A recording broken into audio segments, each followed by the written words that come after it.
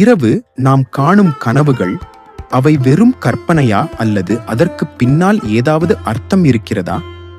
இந்து சமய நம்பிக்கைகளில் கனவுகளுக்கு ஒரு சிறப்பு இடம் உள்ளது. புராணங்களிலும் சாஸ்திரங்களிலும் கூட கனவுகள் ஒரு சின்னமாக கூறப்படுகின்றன. உதாரணமாக, கோவில் அல்லது தெய்வம் கனவில் தோன்றுதல் வாழ்க்கையில் நல்ல மாற்றம், ஆசீர்வாதம் மற்றும் நல்ல செய்தி வரப்போகிறது என்பதை குறிக்கும். பாம்பு கனவில் காணுதல் செல்வம், சக்தி அல்லது வாழ்க்கையில் ஒரு பெரிய மாற்றம் வரப்போகிறது என்று சிலர் நம்புகிறார்கள். நீர், நதி, மழை கனவில் காணுதல் மன அமைதி, புதிய தொடக்கம் மற்றும் சுத்தமான வாழ்க்கை வரும் அறிகுறி. பறப்பது போல கனவு காணுதல் வாழ்க்கையில் கட்டுப்பாடுகள் குறைந்து சுதந்திரம் மற்றும் முன்னேற்றம் வரப்போகிறது.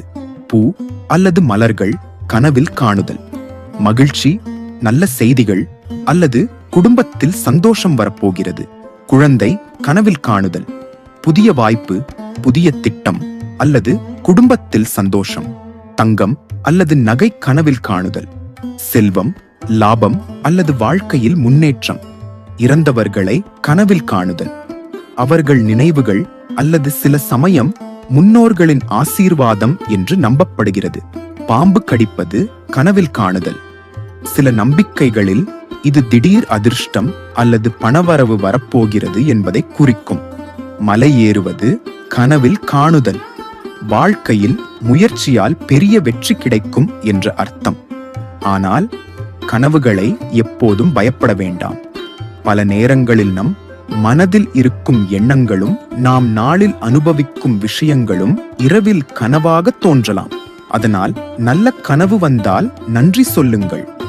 கெட்ட கனவு வந்தால் கவலைப்பட வேண்டாம்.